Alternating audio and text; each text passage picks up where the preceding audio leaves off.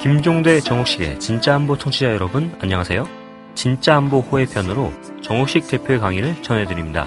먼저 명필름 영화학교에서 강연한 내용을 학교 측의 동의를 받아 6차례에 걸쳐 내보냅니다. 잠시 후원 광고 듣고 시작하겠습니다. 많은 청취 부탁드립니다.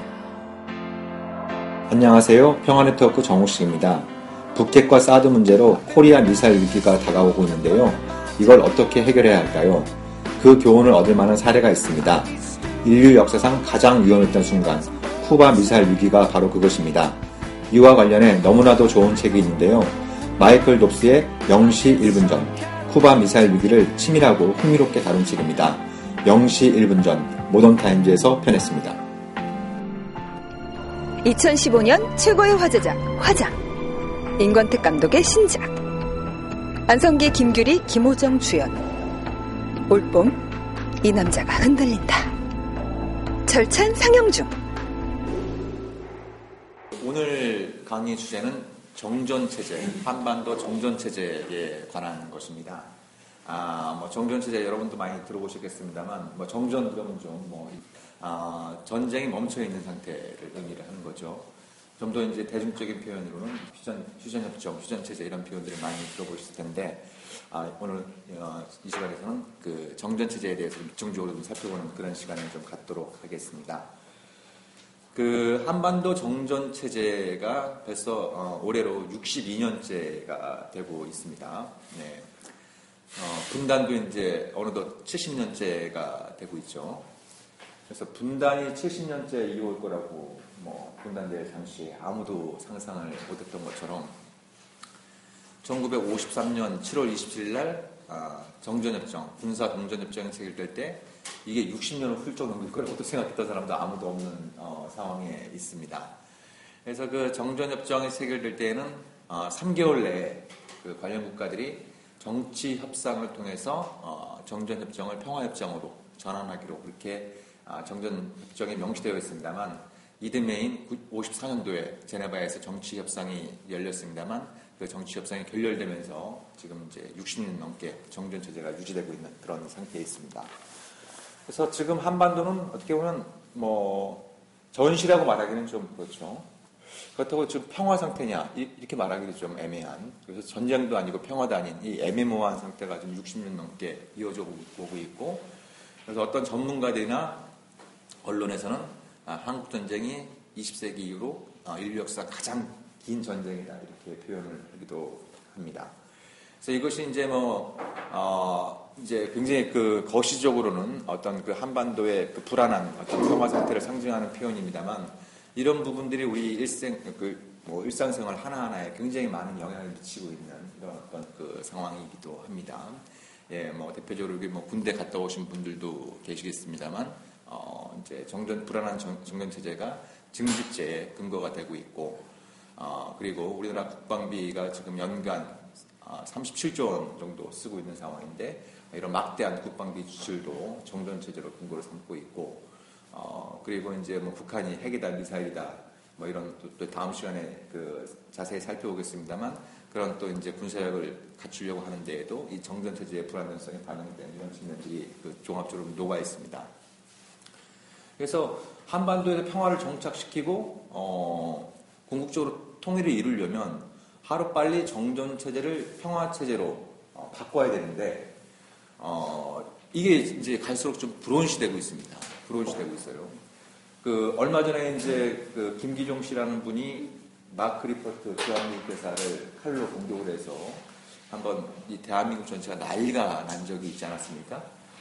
네, 그 사건도 굉장히 충격적이었습니다만 그 사건을 대하는 우리 사회의 태도도 굉장히 충격적이었죠. 네. 일부 기독교인들이 미국 대사관 앞에서 조상들한테는 절을 안 하는 분들이 또 거기서 또 절을 하시고, 네. 어떤 분은 또 빨리 나으시라고 이제 개고기를 또 미국 대사한테 보내지 않나. 네. 이제 마크 리포트 대사는 아주 강아지를 이뻐하는 사람으로서 이제 유명한 산책들을 같이 다니고 그러는데 그 사람한테 개고기를 보내는.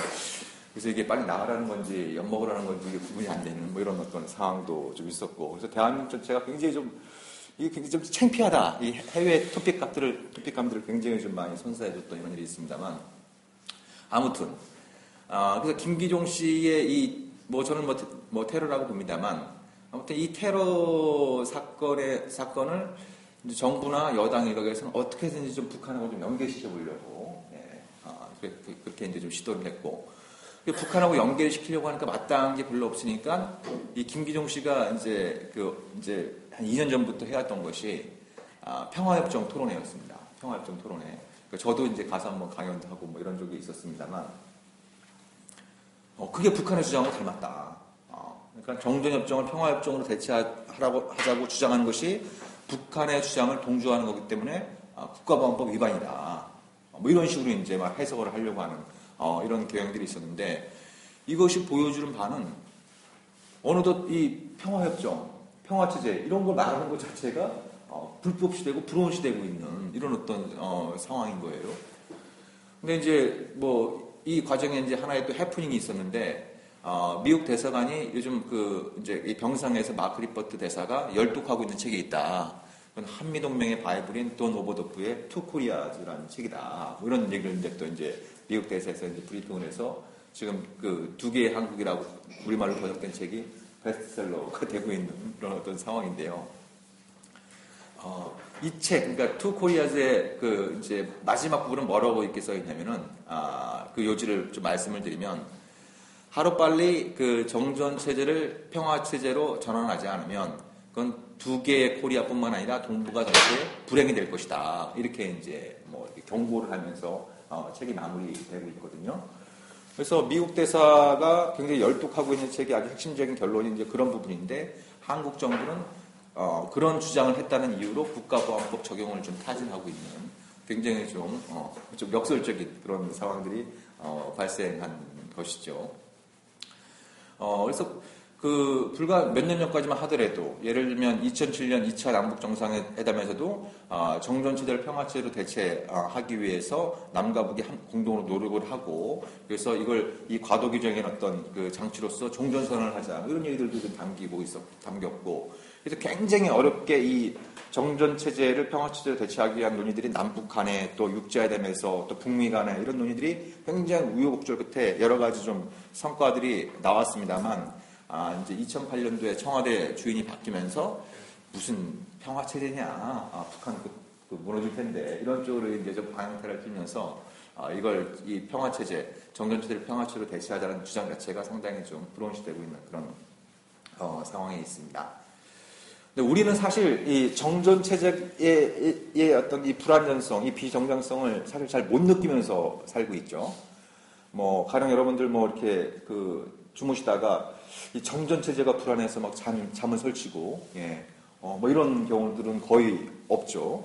그러니까 보통 정전 체제의 당사자라고 한다면 이것도 상당히 좀 흥미로운 부분입니다. 이것도 굉장히 비정상적인 부분이 많은데, 정전협정에 서명했던 사람은 3명입니다.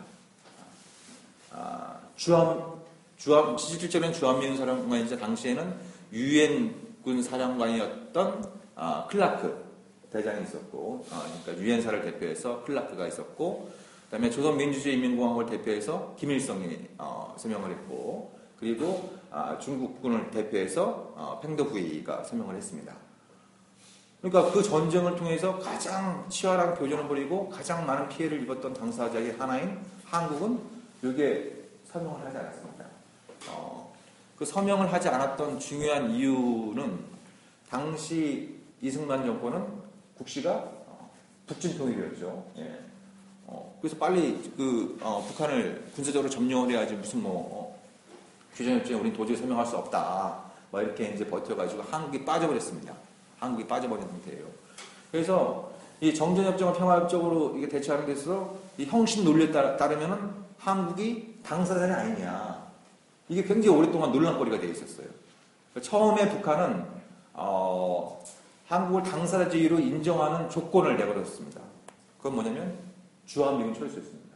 주한미군 철수되면 한국 너희를 이 정전협정에 당사자로 인정을 하겠다. 이렇게 얘기하면서 주한미군 철수를 요구를 했고, 또 그건 도저히 우리가 받아들일 수 없는 아니었으니까, 그건 이제 거부가 됐었고, 그러니까 이제 북한이 70년대 이후로 내세웠던 거는 이제 북미 평화협정입니다. 한국 너희는 빠져라. 너희는 빠지고 실질적인 교전 당사자이자 정전협정 서명 당사자인 북한하고 미국이 이 정전협정을 평화협정을 대체하는 서명을 하자. 뭐 이렇게 이제 주장을 했었죠. 이것도 역시 우리가 가장 중요한 당사자인데 우리만 빼놓고 한다는 것도 성립할 수 없는 얘기니까 이것도 이제 거부를 한 상황이 있습니다. 그래서 이 정전협정 당사자가 누구냐 이게 이제 굉장히 한 4, 50년 동안 논란이 되다가 대체로 한 2000년이 지나면서 좀 정리가 되기 시작합니다. 정리가 되기 시작합니다. 일단 세 나라가 중요하다. 한반도에 군대를 주둔시키고 있는 세 나라가 중요하다. 군대를 주둔시키고 있는 나라는 당연히 남북한하고 미국이 되겠죠. 그래서 3자 평화협정안이 이제 한때 얘기가 되다가 그러니까 중국이 그러죠. 왜 우린 빼놓냐? 우리도 뭐 정전협정의 직접적인 서명 당사자이자 한반도 평화체제에서 아주 중요한 역할을 해야 되기 때문에 우리도 포함되어야 된다. 그래서 대체로 정리되는 게 4자 평화협정입니다. 4자 평화협정. 근데 여기서도 좀 골 때리는 게 있습니다. 제가 2004년도에 그때 당시에 주한미국 대사가 크리스토퍼 힐이라는 사람이었습니다. 이 양반을 초청해서 저희 단체에서 이제 토론회를 하면서 제가 물어봤습니다. 만약에 4자 평화협정을 체결할 경우에 미국 정부는 미합중국이라는 이름으로 서명을 하는 거냐? 아니면 유엔 사령관의 직책으로 서명을 하는 거냐? 이렇게 이제 물어봤습니다. 그러니까 이제 미국 대사가 크리스토퍼 힐이 그거 좀 생각 좀 해봐야겠는데요. 이렇게 된 거예요. 그래서 자기 국무부 법무팀에 검토를 맡긴 다음에 나중에 답변을 주겠다. 이렇게 얘기를 했습니다. 그래서 제가 1년 후인 2005년 5월 달에 이제 워싱턴에 갈 기회가 있어서 그때 이제 크리스토퍼 힐이라는 사람은 미국 대사 임기를 마치고 국무부 동아태 담당 차관보이자 육지회담 수석대표를 맡고 있는 상황이었어요. 그래서 그 양반을 또 만났습니다. 국무부에 찾아가서 만났습니다. 그래서 내가 1년 전에 물어본 거 정리됐냐 이렇게 하니까 그건 이제 자기들 결론을 내렸다는 겁니다. 결론을 내렸다라고 하는 부분인데 그 결론은 미국 정부의 이름으로 서명을 할 수 있다. 사실 이 얘기는 대단히 중요한 얘기입니다. 이 얘기는 대단히 중요한 건 뭐냐면 북한은 유엔서 자체를 인정을 하고 있지 않습니다. 유엔서 자체를 인정을 안 하고 있는 이런 어떤 상황인데 미국 정부의 이름으로 서명을 하겠다라고 하는 것은 북한한테 상당히 인센티브가 될 수가 있고 그래서 당시 첨예한 문제였던 핵 문제 해결에서 굉장히 좀 협상에서 중요한 돌파구를 열 수 있는 부분이 있었거든요. 그래서 제가 그 얘기를 언론에 썼습니다. 육자회담 미국 측 수석 대표인 크리스토퍼 힐이 미합중국의 이름으로 이제 정전협정을 평화협정으로 대체하는 협정에 서명할 의사를 밝혔다. 그러니까 이건 사실 굉장히 중요한 얘기였는데 그래서 당시 청와대 관계자가 저한테 전화해서 고맙다. 우리 정부가 하지 못한 일을 당신이 해줘서 고맙다. 뭐 이런 어떤 얘기도 좀 듣기도 했습니다만 아무튼 그렇게 우여곡절 끝에 내 나라로 좀 정리가 됐는데 그 2005년 이제 육자회담의 9.19 공동성명에도 이렇게 담겼습니다. 그래서 이제 육자회담은 기본적으로 핵 문제를 다루는 틀이고 정전협정을 평화협정으로 대체하기 위한 한반도 평화포럼은 별도의 포럼을 만들자. 이렇게 이제 좀 정리가 됐는데, 그게 2005년 9월 19일 날 그런 내용이 담겼는데, 지금 10년 가까이 지나고 있는데, 그 4자 평화포럼, 그러니까 정전협정을 평화협정으로 대체하기 위한 4자 평화포럼은 한 번도 열리지 않고 있습니다. 한 번도 열리지 않고 있는 이런 어떤 상황이 있죠. 거기에는 뭐 이제 여러 가지 이유들이 있겠습니다만, 제가 보기에 가장 중요한 이유 중에 하나는 한국에서 정권 교체가 이루어지면서 어떤 이 평화 체제 자체를 탐탁시 여기지 않는 이런 어떤 이제 그 정권이 입장이 중요하게 반영되어 있다 이렇게 좀 말씀을 드릴 수가 있을 것 같아요. 그래서 우리 이 휴전선을 사이에 두고 있는 이 대한민국도 어떤 그 정전 체제의 이 불편함 혹은 이 비정상 혹은 이 불안함 이런 부분들을 잘 못 느끼고 살고 있으니까 미국이나 뭡니까 중국은 말할 필요가 없겠죠. 뭐 워싱턴에 가서 미국 시민들한테 코리아 정전 체제 때문에 당신 불안하십니까? 이렇게 물어보면 이런 미친 사람이 다 있어. 베이징 가서 베이징 시민한테 같은 질문을 마찬가지 반응이 나오겠죠. 근데 같은 질문을 평양 가서 평양 시민한테 하면 어떻게 될까요? 그 반응은 굉장히 다를 겁니다. 이제 이 북한 사람이 이 정전 체제 얘기를 꺼내면 이 사람들의 반응은 실제로 그런 불안감을 느끼든 아니면 북한 정권이 그렇게 좀 세뇌를 시켰던 이 사람들의 반응들은 굉장히 격렬하게 나오겠죠. 예. 그 반응의 핵심적인 부분은 아마 우린 정전체제 때문에 못 살겠다. 이거 빨리 평화체제로 바꿔야 되고 이거 바꾸지 않으면 전쟁이 터진다. 전쟁이 터지면 핵전쟁이 될 것이다. 막 이런 식의 얘기를 아마 열변을 토하게 될 겁니다. 그래서 이 정전체제라고 하는 같은 침대 위에 네 나라, 특히 남북한이 놓여 있는데 이 침대 위에서 생각하는 사람들의 생각이 다 다른 거예요. 예. 저는 이게 핵심적인 그 이제 문제다라고 이제 볼 수 있는 거죠. 그래서 이 부분은 이제 좀 이따 좀 더 자세히 좀 말씀을 드리도록 하고, 정전협정이 체결되면서 중요하게 역할을 해왔던 데가 이제 유엔 사령부입니다. 근데 이 유엔 사령부도 골 때려요. 명칭으로 보면 이거 유엔 기구 같잖아요. 유엔 기구에 맞잖아요. 근데 유엔 본부에 그 유엔사가 당신들 그 산하 기관이냐 물어보면 아니다라고 얘기합니다. 그리고 유엔사에 관련된 무슨 뭐 입장을 물어보면 그 미국 정부에 가서 물어보라고 얘기를 해요. 그러니까 유엔사는 이름은 유엔을 갖고 있는데 유엔의 기구가 아닙니다. 그러니까 이거는 이제 사실상 유엔의 입장은 이미 94년도에 정리가 됐는데 이거는 미국 정부의 기관이다. 이렇게 이제 입장이 돼 있는 거예요. 예. 그러니까 이제 이 유엔사 북한은 그걸 근거로 해갖고 이제 유엔사의 어떤 존재 자체를 인정하지 않고 있는데 이 유엔사의 핵심적인 개념은 어찌됐든 한반도의 정전체제를 안정적으로 유지하고 관리하는데 이제 목적이 있습니다. 그걸 뒤집어서 말씀드리면은 뭐예요? 정전체제가 평화체제로 대체가 되면 유엔사는 없어지게 되겠죠. 유엔사는 해체가 되는 겁니다. 이게 또 불안하다고 느끼는 사람들이 있는 거예요. 그러니까 유엔사는 지금 16개 나라의 국가, 사실상 뭐 미국이 주도하고 있는 이런 어떤 상황인데 그 유엔사가 해체가 되면 이제 주한미군도 떠나게 될 것이고 그렇게 되면 한반도가 공산화될 것이다라고 하는 이 불안감을 이 60여 년 전에 갖고 있던 불안감을 여전히 갖고 있으면서 어떤 이제 이 평화체제 구축의 반대 논리로 이제 이용을 하고 있는 이런 어떤 상황에 있습니다. 그래서 지금 이제 다다음 강의 때 그런 말씀을 좀 자세히 드리겠습니다만 이제 뭐 북한 급변 사태가 발생하면 한미 연합군을 투입해가지고 이제 뭐 사실상 이제 회수 통일을 이루는 뭐 이런 얘기들이 이제 오래전부터 얘기가 됐었어요. 네, 얘기가 됐었는데, 그러니까 이제 근데 한미 연합군이 들어가게 되면 이게 예를 들어서 이제 유엔 안보리 상임 이사국인 러시아나 중국이 당연히 문제를 삼겠죠. 문제를 삼을 것이고, 그래서 이제 지금 막 그 잔머리를 굴리는 게 유엔사 이름으로 들어가면 되겠다. 뭐 이런 얘기들을 하고 있어요. 유엔사 이름으로 들어가면 이제 뭐 유엔 총회 결의를 근거로 해서 뭐 들어가면 되겠다 이런 얘기를 하고 있습니다만 그것도 사실 말도 안 되는 얘기인 거죠. 그 실체를 갖다가 중국과 러시아가 인정할 리가 만무한 이런 어떤 그 상황에 있고 유엔사가 사령부가 유엔의 권위를 등에 업고 들어가기 위해서는 유엔 안보리 상임 이사국인 중국과 러시아의 동의가 필요한데 이들 나라가 그거에 동의해 주기를 만무한 이런 어떤 그 상황에 있는 것이죠.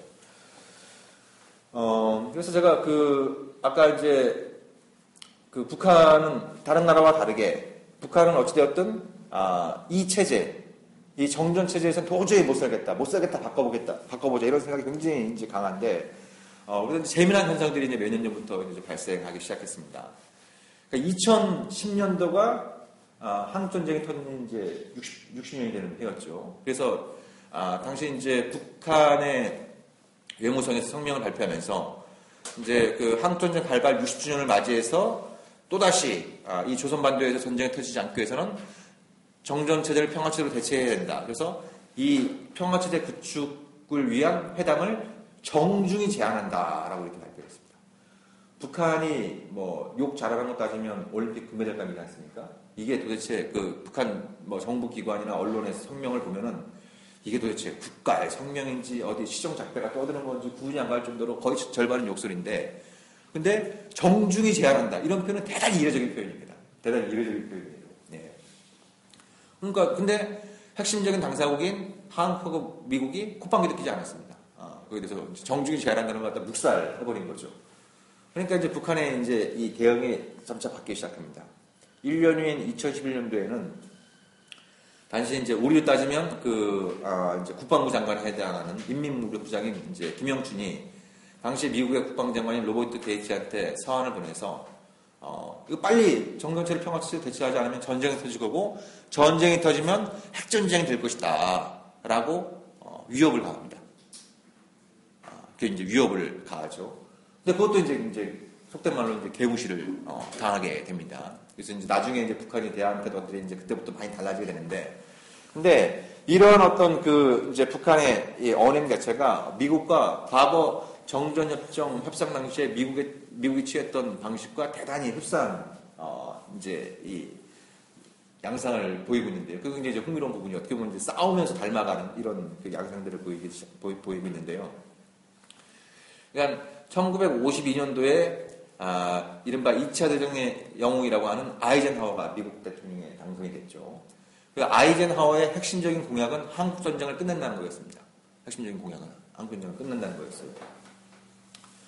그래서 이제 그 대통령 당선자 신분으로 한국을 방문해서 이제 그 전쟁을 치르고 있던 미군들한테 좀만 기다려라, 빨리 전쟁을 끝내겠다, 이렇게 이제 호언장담을 하는데 이게 쉽게 안 되는 겁니다.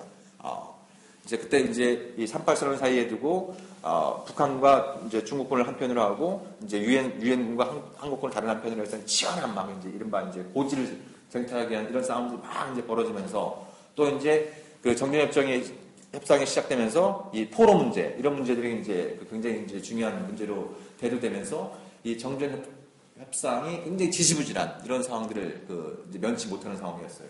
예. 그러니까 아이젠하워가 그래? 니들이 내가 이런 맛을 보여줄 텐데도 과연 정전협정문에 서명 안 하는지 보자. 그러면서 이제 중국 정부하고 북한 정부한테 서한을 보냅니다.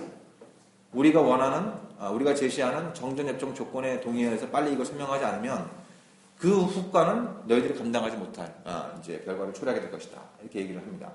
그래서 그 감당할 수 없는 결과라는 게 뭘 의미하냐면 핵공격을 의미했었습니다. 그래서 그런 얘기를 갖다가 소련한테도 전달하고 또 이제 중국과 갖고 왔던 파키스탄한테도 전달하고 막 이런 방식을 통해서 이제 중공군이, 그러니까 이제 그 공산군이 빨리 정전협정에 동의하지 않으면 이제 핵공격을 가하겠다라는 위협이 막 이제 가합니다.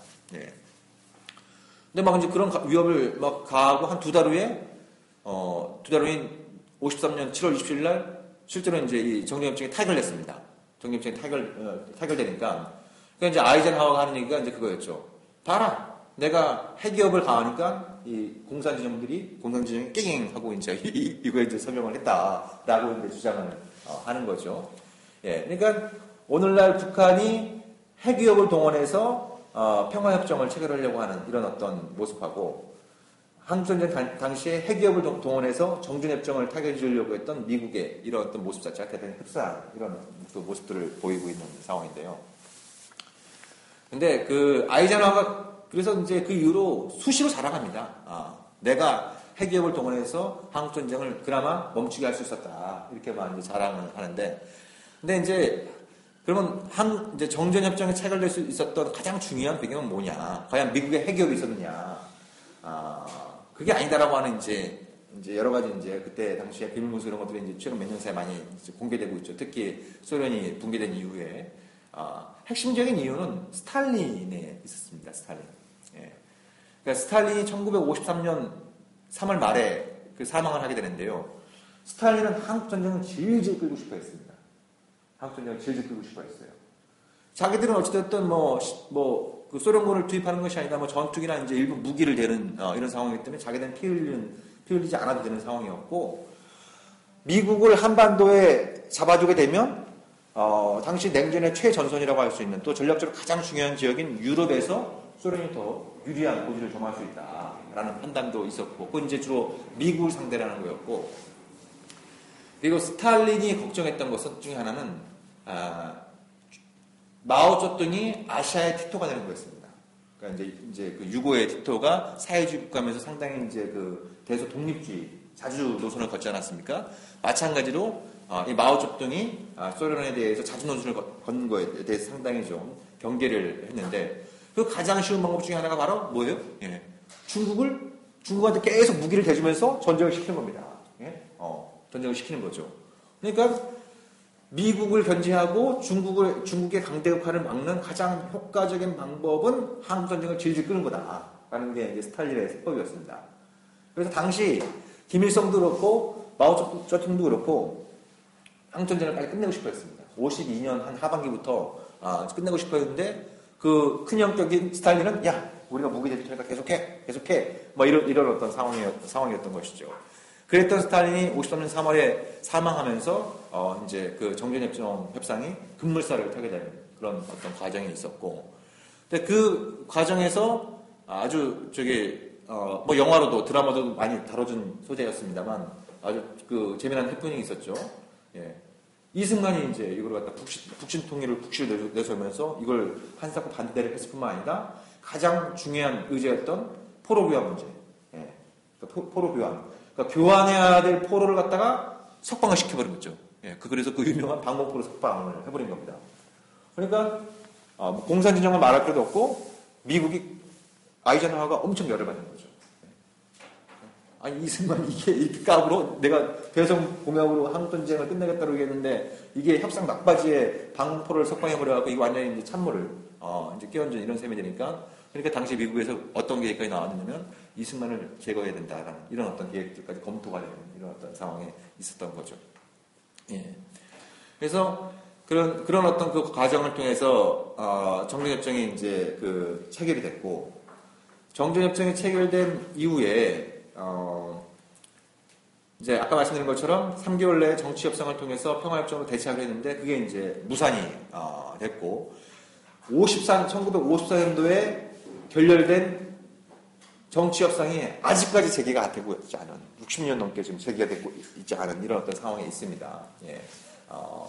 근데 그 사이에 이제 뭐 여러 가지 일들이 많이 있었습니다만 미국의 이제 생각으로는 이제 사실 미국이 한국전쟁과 관련해서 중대한 오판을 하게 됐던 중요한 이유 중에 하나가 몇 가지가 있는데 첫 번째는 한국이 전략적으로 그렇게 중요한 지역이 아니다. 예. 그래서 이제 1949년도에 주한미군을 사실상 거의 전부 철수를 하게 되는 거죠. 예, 이런 어떤 게 있었고 그리고 한국전쟁은 소련이 사주한 사실상 소련의 전쟁이다라고 이렇게 생각을 합니다. 그래서 미국의 한국전쟁에 대해서 신속한 개입을 선택하게 되는 아주 중요한 그 동기 중에 하나는 3차 세계대전에 대한 예방전쟁이다. 이렇게 이제 생각을 한 거죠. 그러니까 소련의 그 지시하에 북한군이 이렇게 남침을, 우리는 어렸을 때 이제 막 그런 식으로 배웠습니다만 오히려 이제 반대였죠. 그러니까 오히려 스탈린은 남침을 승인하지 않으려고 했습니다. 49년까지 그랬고 50년 초까지 이제 야, 그 되겠냐? 미국이 개입했다가는 우리까지 큰일 나니까 그거 안 된다라고 했는데 김일성이 집요하게 설득을 합니다. 예, 김일성이 이제 집요하게 스탈린을 설득하고 마오쩌둥을 설득하고 그리고 스탈린과 마오쩌둥의 라이벌 관계를 또 이용을 합니다. 예, 이용을 합니다. 그러니까 스탈린을 만나서는 소련이 지원하지 않으면 중국의 지원을 등에 업고 이제 한반도를 통일하겠다. 이렇게 얘기를 하고 마오쩌둥을 만나서는 당신이 지원하지 않으면 뭡니까? 소련의 지원을 얻고 우리가 하겠다. 이런 식으로 이제 일종의 이중 플레이를 하게 하고 그리고 그 이제 소련과 중국이 아시아의 공동의 적이라고 한다면 누구였겠습니까? 일본이잖아요. 일본. 네, 일본. 또 김일성이 막 그렇게 또 얘기를 합니다. 우리가 먼저 선빵을 날리지 않으면 일본이 재무장을 할 것이고 재무장한 일본과 미국과 남한이 손을 잡고 그러면 이제 북친 전쟁이 시작될 수 있다라고 이제 막 얘기를 합니다. 그래서 이게 일종의 일본의 재무장과 일본의 한반도 재침략을 막을 수 있는 예방 전쟁이다. 이렇게 또 막 이제 보시게 되는 거죠. 예. 그러니까 예방 전쟁이라고 하는 프레임으로 한국 전쟁을 바라보면 대단히 흥미로운 부분들이 있습니다. 아까 말씀드린 것처럼 미국은 한국 전쟁에 신속하게 개입했던 핵심적인 동기가 이건 소련이 그 사주한 3차 세계대전의 전주국이고 그 3차 세계대전을 막으려면 미국이 신속하게 개입해서 한국을 구원해야 된다는 이런 인식이 있었고 그리고 김일성이 모태특동하고 스탈린을 꼬실 때 이건 일본의 한반도 재침략을 막기 위한 예방전쟁의 선택이다라는 게 있었고 그리고 1950년 10월 달에 신중국 그러니까 중국이라는 나라가 49년 10월 1일 날 중화인민공화국을 선포를 하고 불과 1년 만에 당시 세계 유일 초강대국인 그것도 핵무기를 갖고 있던 미국을 상대로 참전을 결정하려고는 사실 뭐 미국의 그 누구도 예상하지 못했던 일이었던 거죠. 근데 모택동의 입장에서도 한국전 참정은 예방전쟁이었던 겁니다. 예, 예방전쟁이었던 거죠. 예, 그러니까 그대로 그 상태를 방치할 경우, 그래서 중국은 계속 그런 메시지를 보냈습니다. 신호를 보냈습니다. 38선을 넘지 마라. 38선을 넘으면 우리는 어쩔 수 없이 개입할 수밖에 없다. 이렇게 계속 그런 신호를 보냈는데, 당시에 이제 극동 사령관이자 유엔 사령관이었던 메가더는 웃기지 마라. 니들은 절대 개입 못한다. 너희들이 개입하는 순간, 핵폭탄으로 너희를 쓸어버릴 수 있는데, 니들이 무슨 수로 개입하겠느냐. 뭐, 이렇게 이제 얘기를 했습니다. 근데, 모택동은 한반도 자체가 미국의 손아귀에 넘어갈 경우에는, 그러면 이제 이 중국이, 미국과의 전쟁을 피할 수 없고, 그렇다라고 한다면, 조선에서 전쟁을 하는 게 낫다. 라고 이제 판단을 했던 거죠.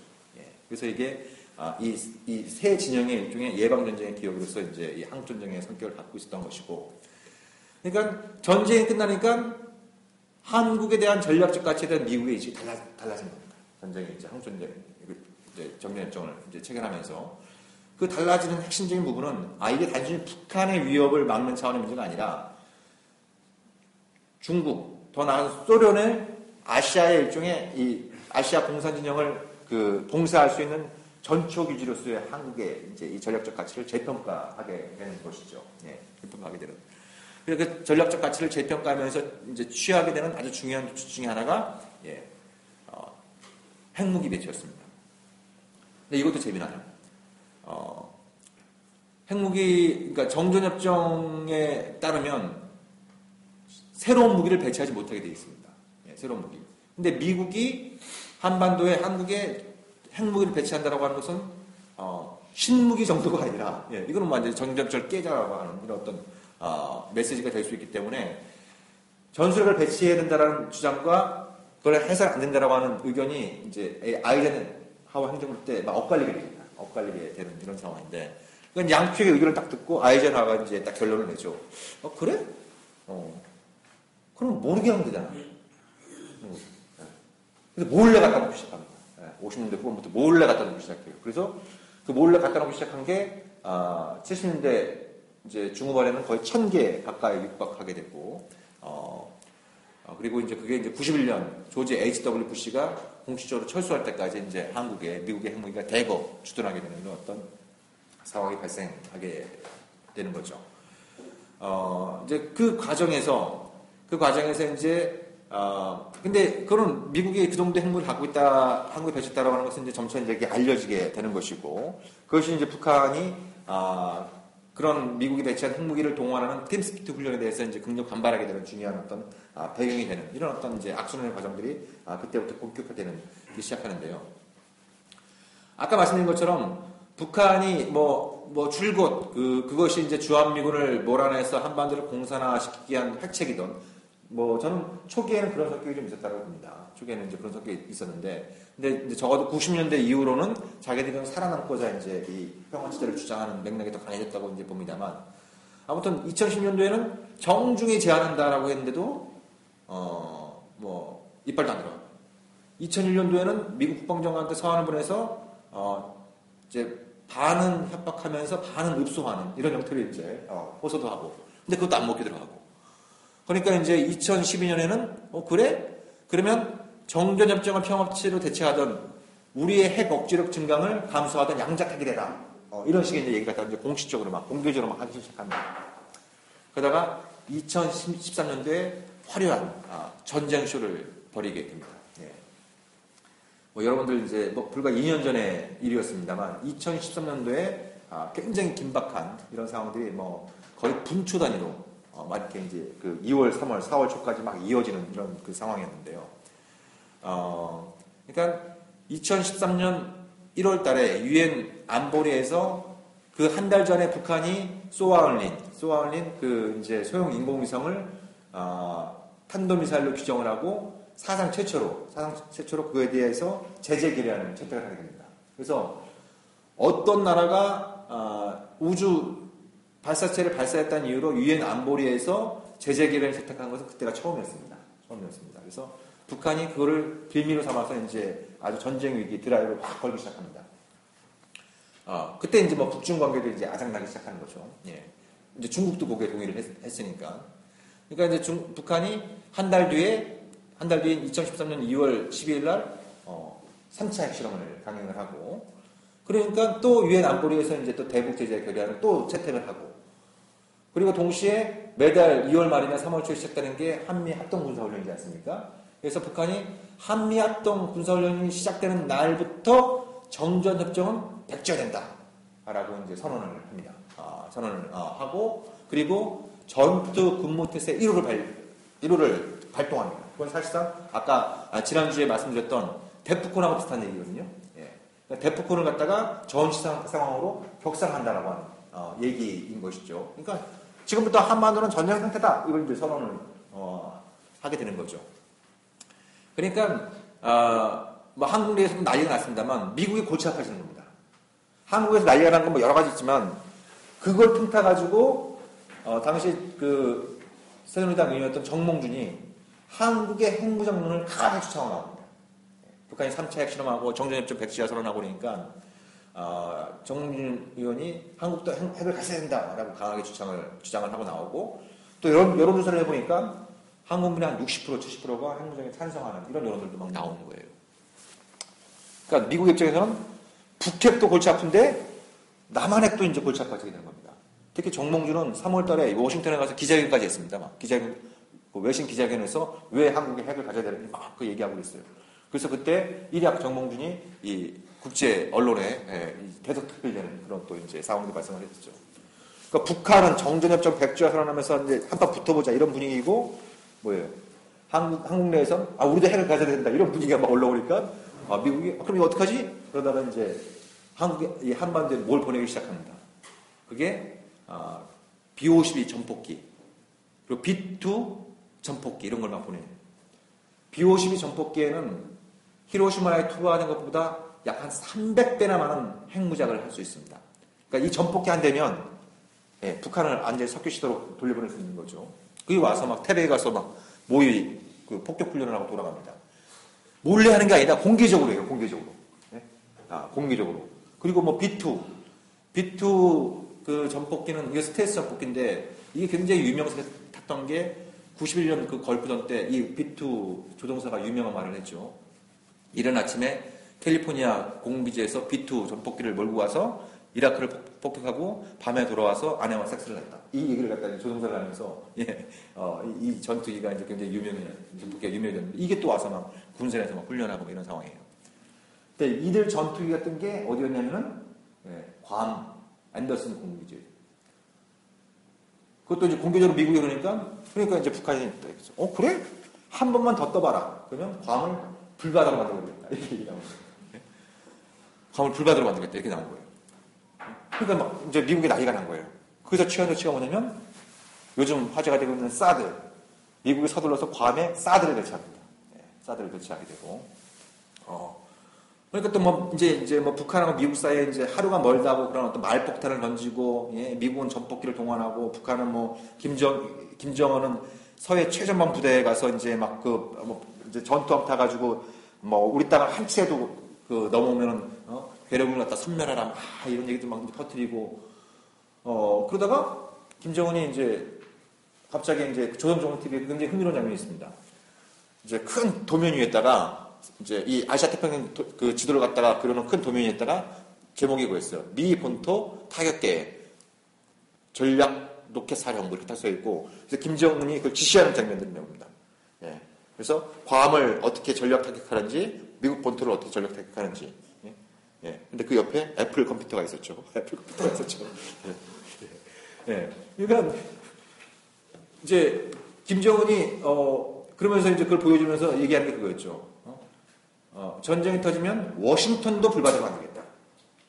그리고 막 그러면서 뉴욕이 불타는 장면을 갖다가 동영상으로 만들어서 막 유튜브에 막 올리고 그래요. 유튜브에 올리고 막 그래요.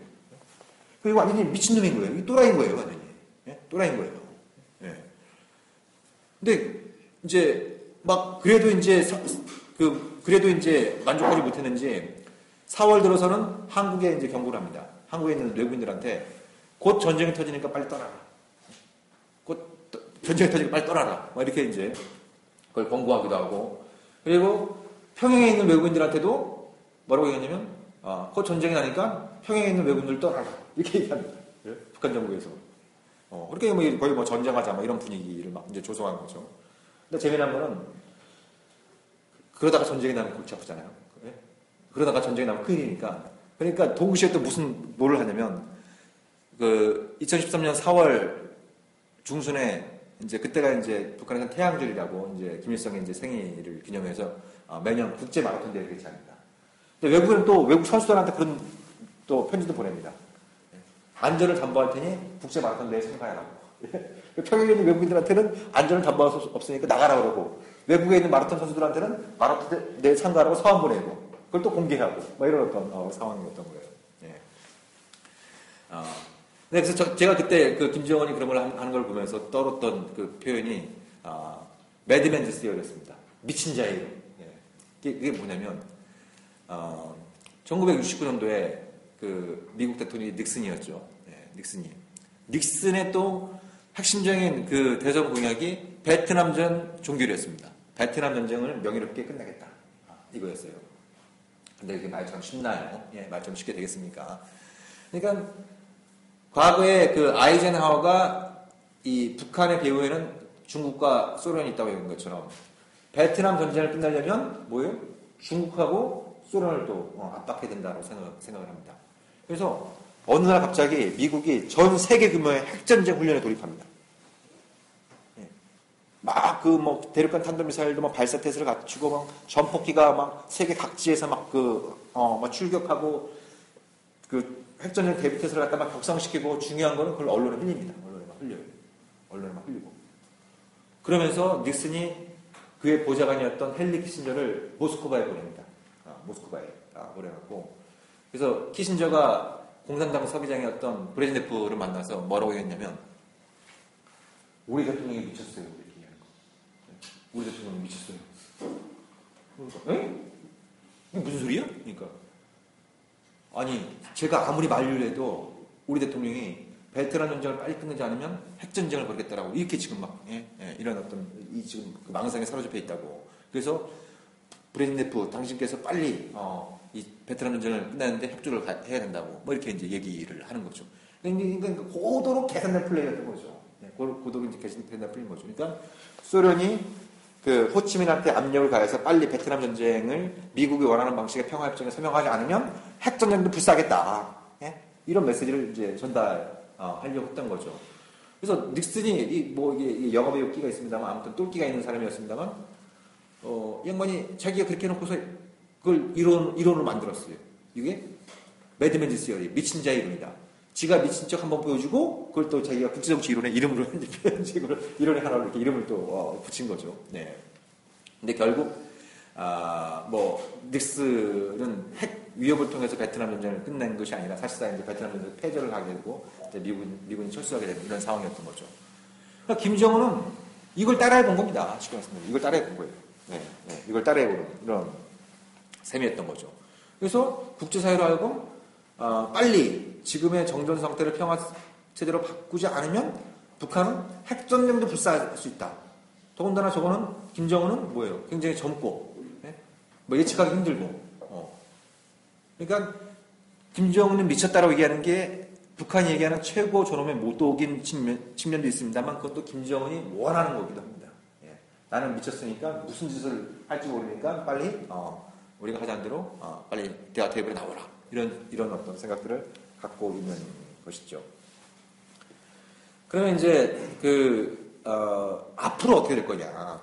앞으로 어떻게 될 거냐? 이게 이제 굉장히 이제 중요한 이런 어떤 그 문제에 있는데요. 그러니까 정전 체제라고 하는 것은 아까 말씀드린 것처럼 한국은 상황에 따라서 정권에 따라서 이 정전 체제를 바라보는 어떤 시각이 많이 달라졌습니다. 달라지고 있고 이제 이 보수 정권이 들어선 이후에는 상당히 이제 불온시하는 이런 경향들이 좀 강해져 있습니다.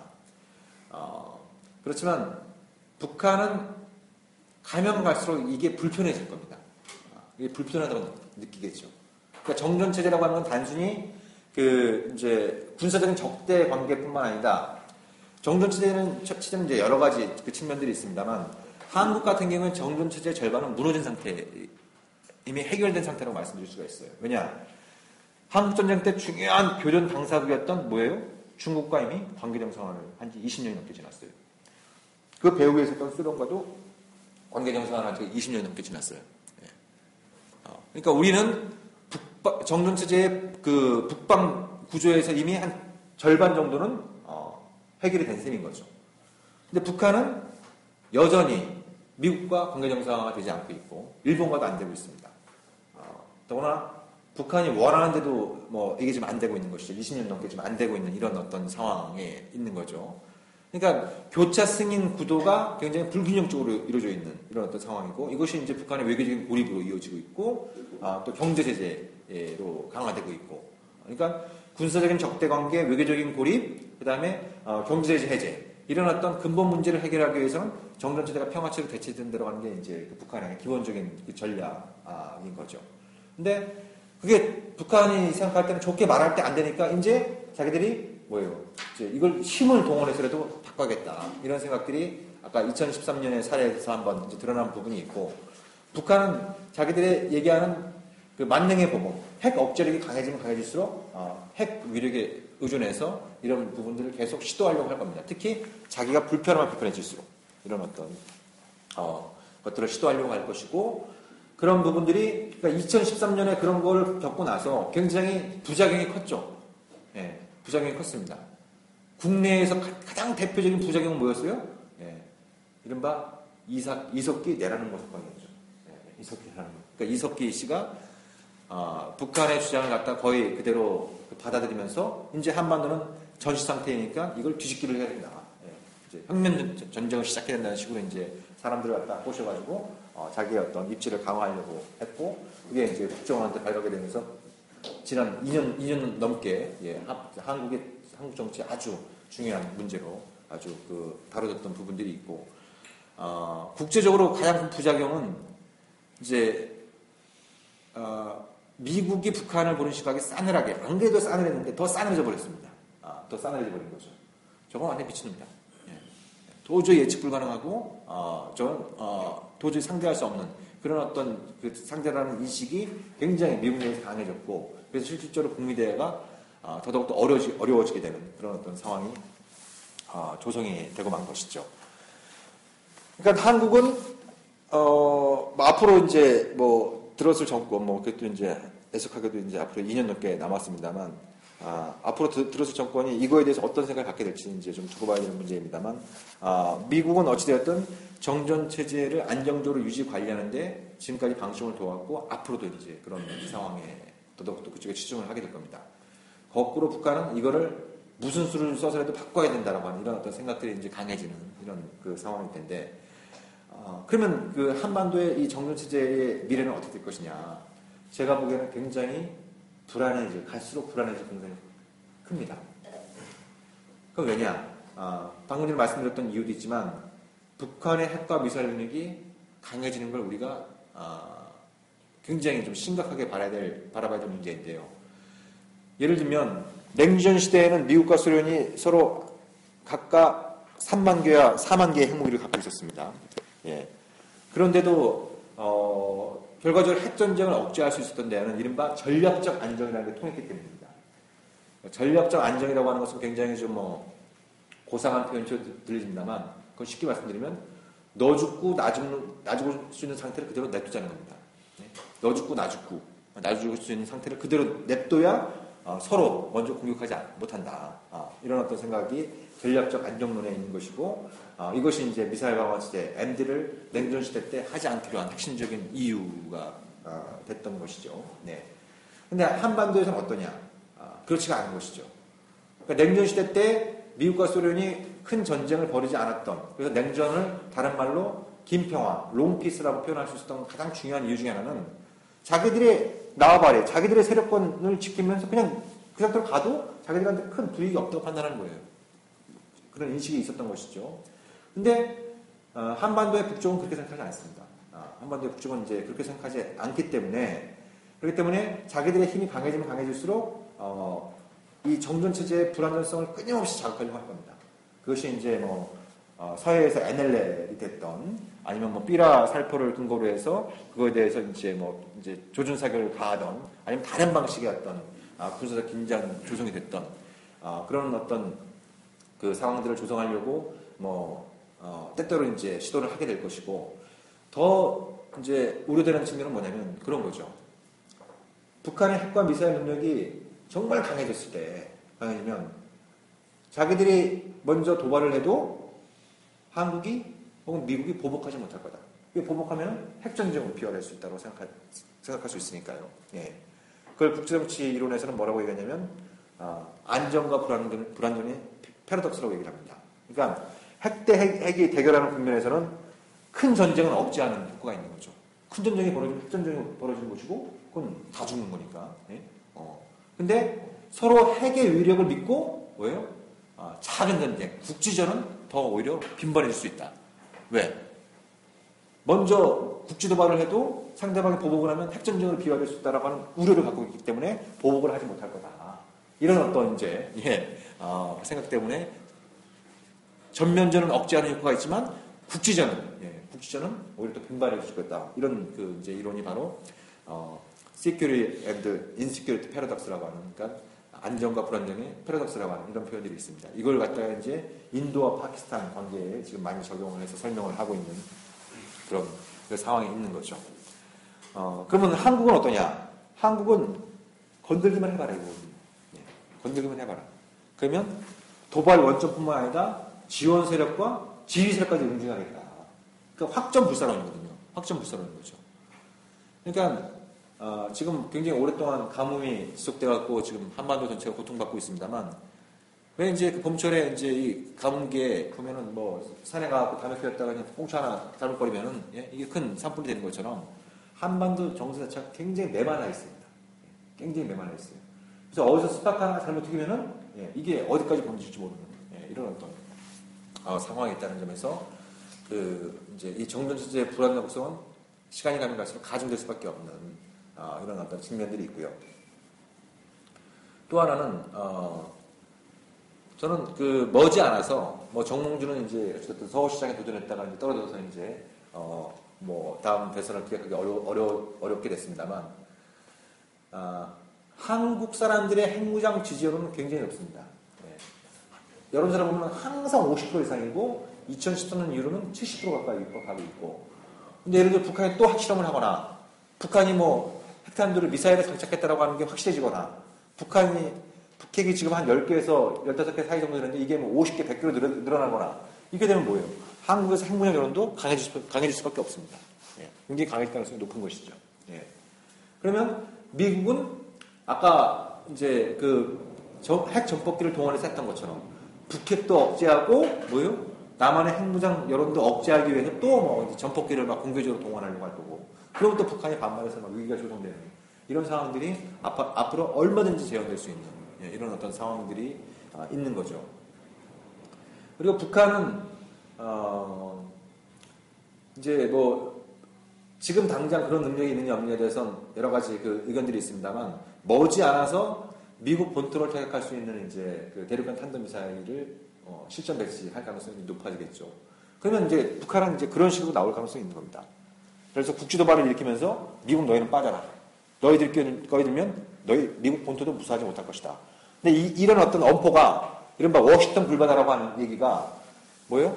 그런 능력이 있는지 없는지 모를 때하고 그런 능력이 있을 때하고 사람들이 느끼는 이 불안감은 달라질 수 있는 겁니다. 달라질 수 있는 거죠. 그러니까 물론 북한이 핵미사일을 갖다 미국을 향해서 쏠 리는 없겠죠. 그걸 쏘는 순간 이제 북한의 나라는 지구상에서 사라지게 될 테니까.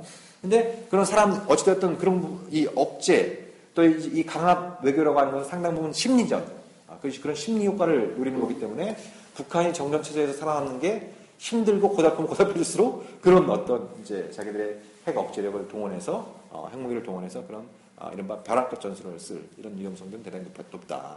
이런 부분들을 우리가 좀 유심히 볼 필요가 있습니다. 그래서 중요한 부분은 박근혜 대통령은 통일 대박을 얘기하는데, 통일을 하려면은 정전체제를 평화체제로 바꿔야 되는 거 아닙니까?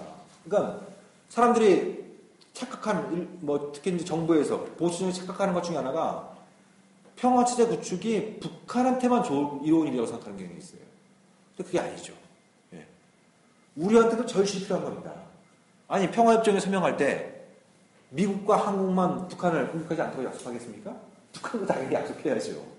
예. 그럼 상호 불가침을 명시하고 그 불가침을 이행하기 위한 다양한 법적, 제도적 장치를 만들어내는 게 평화협정이거든요. 예? 그러면 평화협정이 체결되면 한반도의 평화 지수는 굉장히 높아지는 것이고 그걸 통해서 대한민국의 안보는 더욱더 튼튼해질 수 있는 거거든요. 예. 근데 우리가 굉장히 그 절박한 그 과제에 있는데 이거를 자꾸 이제 이 대외정책 목표에서 완전히 빼놓고 있는 이런 그 상황이 되는 거죠. 그래서 한국이 평화적인 방식으로 평화적인 수단에 의해서 그것은 곧 대화와 협상을 통해서 평화적인 현상 변경, 즉 정전체제를 평화체제로 전환하는데 주도적인 역할을 하지 않으면 한국은 북한과 미국 사이에 인질로 잡힐 그런 위험성들이 앞으로 시간이 가는 갈수록 더더욱 높아져야 될 것이다. 사실 이건 굉장히 쪽팔린 얘기거든요. 북한보다 경제력이 거의 100배에 육박합니다. 군사비도 30배 이상 쓰고 있어요. 이런 한국이 북한한테 인질로 잡힌다는 게 말이 됩니까? 네. 이건 국력이 약해서가 아닙니다. 이건 나라의 힘이 약해서가 아니라 뭐예요? 네. 생각이 없기 때문인 거죠. 네. 그래서 이런 어떤 부분들이 앞으로 더욱더 중요한 문제로 대두될 것이고 이것이 지금 직접적으로 표현되고 있는 것이 바로 북핵과 MD. 이게 서로 이제 이 정전 체제하에서 또 적대 관계에서 서로 먹잇감으로 삼으면서 이제 그 동반 성장하고 있는 이것이 지금 한반도 정전 체제의 불안정성을 가장 대표적으로 보여주는 사례이다라고 말씀드릴 수 있을 것 같아요. 그래서 이 문제는 다음 시간에 좀 더 자세히 살펴보는 것으로 이렇게 하도록 하겠습니다. 지금까지 평화네트워크 정우식 대표의 강의였습니다. 청취해 주셔서 감사합니다.